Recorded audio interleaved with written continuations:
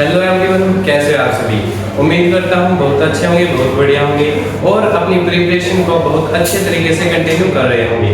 हमने कल की क्लास में संज्ञा का टॉपिक अपना कंप्लीट कर लिया था। आज हम करेंगे सर्वनाम। आज हम सर्वनाम वाला टॉपिक स्टार्ट करते हैं। सर्वनाम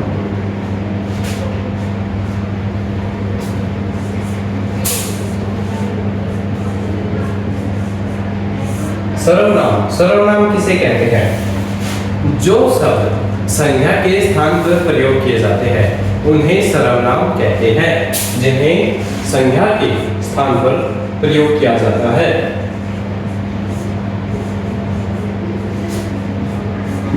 संज्ञा के स्थान पर प्रयोग किया जाता है उन्हें क्या कहते हैं? हम सर्वनाम कहते हैं। या ये भी बोल सकते हैं कि जो संज्ञा के शब्द होते हैं उन्हें रिप्लेस करने के लिए हम सर्वनाम का प्रयोग करते हैं। ठीक है, जैसे कि एक वर्ड लेते हैं, राम खाना खाता है। खाना खाता है, ये क्या है? राम यहाँ पे क्या है? संज्ञा है। बट अगर हम बार बार पैराग्राफ लिख रहे हैं या कोई भी लेसन लिख रहे हैं उसमें बार बार ये थोड़ा लिखेंगे राम खाना खा रहा है, राम जा रहा है, राम सो रहा है। नहीं, हमने एक बार संज्ञा का प्रयोग कर दिया, उसके बाद हम क्या करेंगे? सर्वनाम का प्रयोग करेंगे। राम खाना खाता है, वह खाना खाने के बाद जा रहा है, वह खाना खाने के बाद सो जाता है। ठीक है, संज्ञा के बाद हम किन का प्रयोग करेंगे? सर्वनाम का। यहाँ तक क्लियर? ठीक है। सर्वनाम, टोटल सर्वनाम होते कितने अपने हिंदी में? कुल सर्वनाम कितने होते हैं? वे होते हैं अपने 11। 11 कौन कौन से? आइए देखते हैं। 11 सर्वनाम होते हैं। कौन कौन से होते हैं? मैं, पहला सर्वनाम है मैं, फिर है तू, फिर है तुम, फिर आता है अपना मैं, तू, तुम, यह वह, जो सो, क्या कुछ,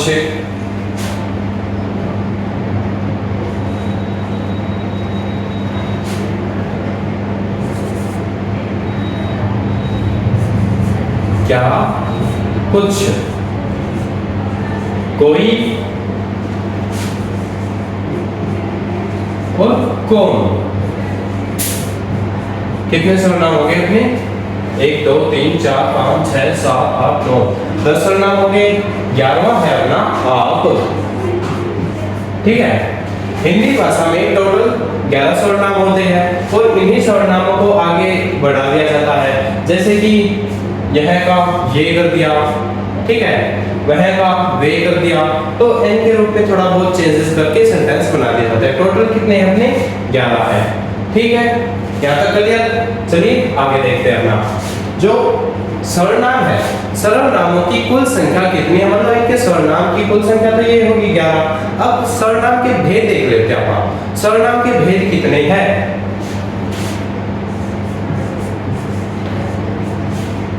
सर्वनाम के कुल भेद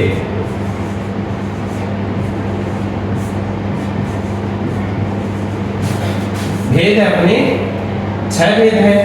ठीक है, 6 भेद कौन कौन से हैं? आइए हम उन्हें पढ़ते हैं।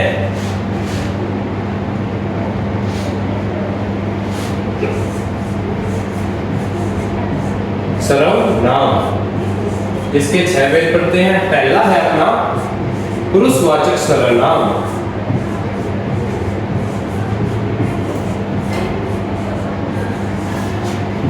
पुरुषवाचक सर्वनाम।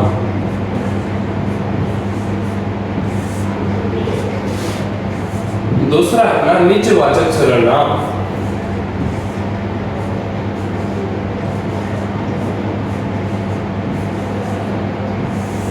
तीसरा अपना निश्चितवाचक सर्वनाम।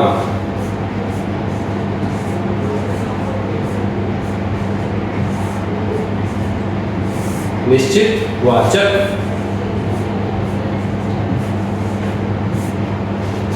ठीक है।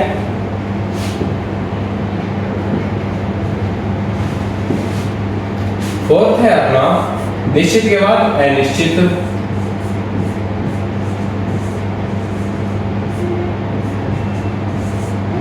अनिश्चित वाचक सर्वनाम।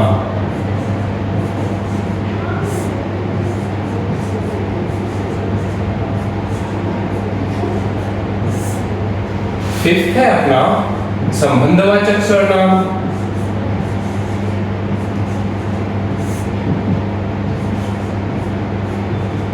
और अपना लास्ट वाला है प्रश्नवाचक सर्वनाम।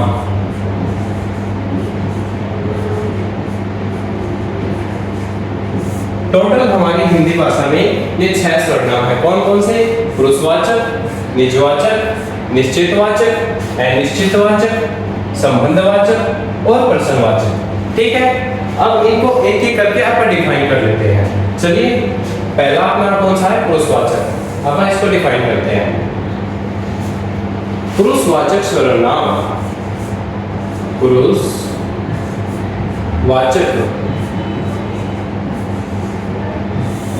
सर्वनाम, इसमें हम लिख सकते हैं वे सर्वनाम शब्द जिनका प्रयोग पुरुषवाचक सर्वनाम उसे कहता है, उसे कहा जाता है जिन सर्वनामों का प्रयोग हम स्त्री या पुरुष के लिए करते हैं, या बोल सकते हैं औरत या इंसान या महिला आदमी के लिए करते हैं। एक और सेंटेंस बोल सकते हैं इसके साथ आप, जिन सर्वनामों का प्रयोग हम वक्ता, श्रोता या किसी अन्य के लिए करते हैं उन्हें क्या कहते हैं? हम पुरुषवाचक सर्वनाम कहते हैं। ठीक है।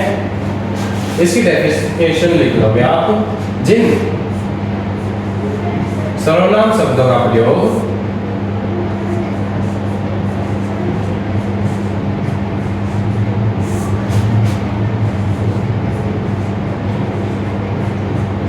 जिन सर्वनाम शब्दों का प्रयोग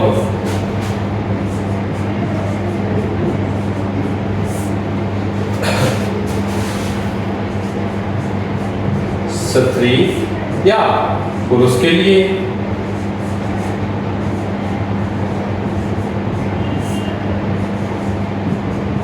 या फिर एक और लाइन बोल सकते हैं आप, वक्ता,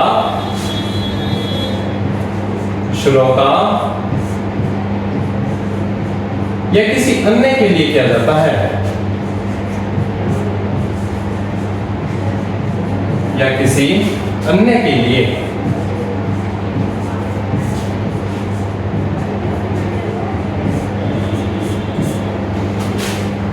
किया जाता है, उन्हें हम क्या कहते हैं?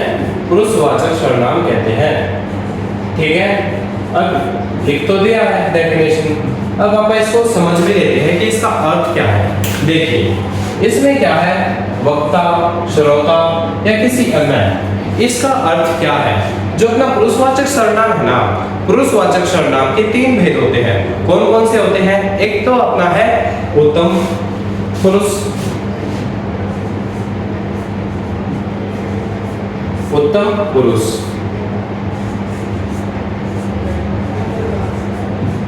ठीक है, ये अपना पहला है। दूसरा कौन सा है? मध्यम पुरुष,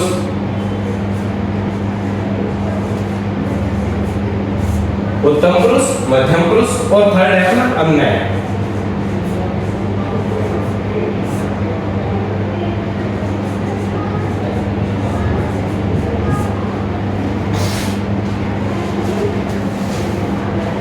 ठीक है। इसमें क्या आता है? उत्तम पुरुष। उत्तम पुरुष में कौन आता है? उत्तम पुरुष में मैं आता हूं। मैं खुद ही को तो उत्तम मानूंगा, आपको क्यों उत्तम मानूंगा भाई?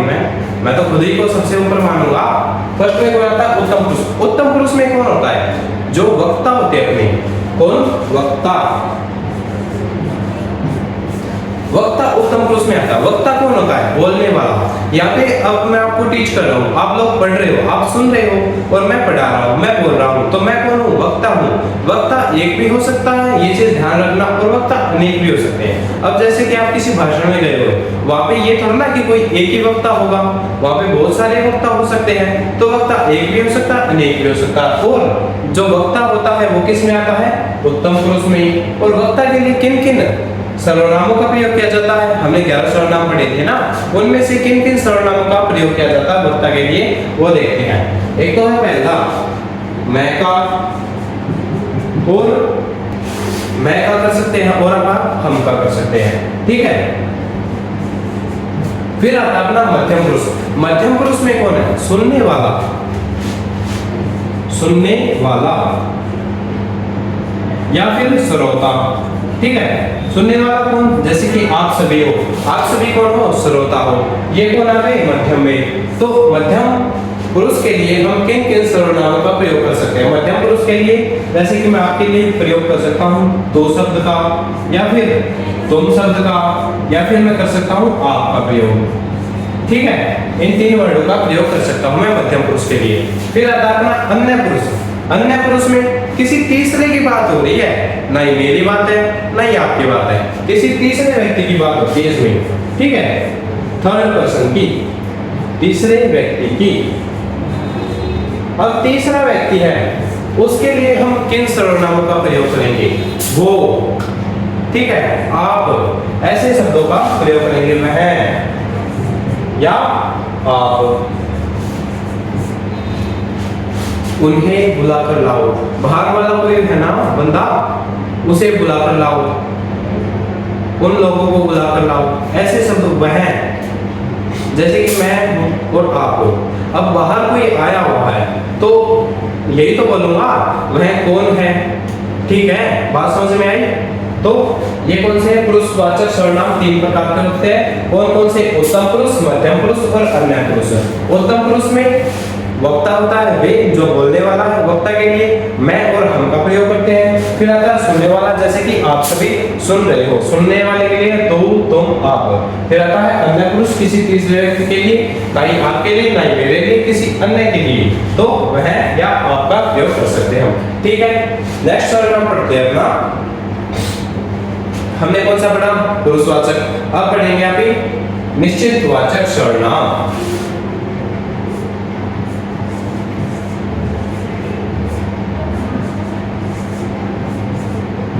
निश्चित वाचक सर्वनाम। निश्चित वाचक सर्वनाम में कौन से सर्वनाम आते हैं?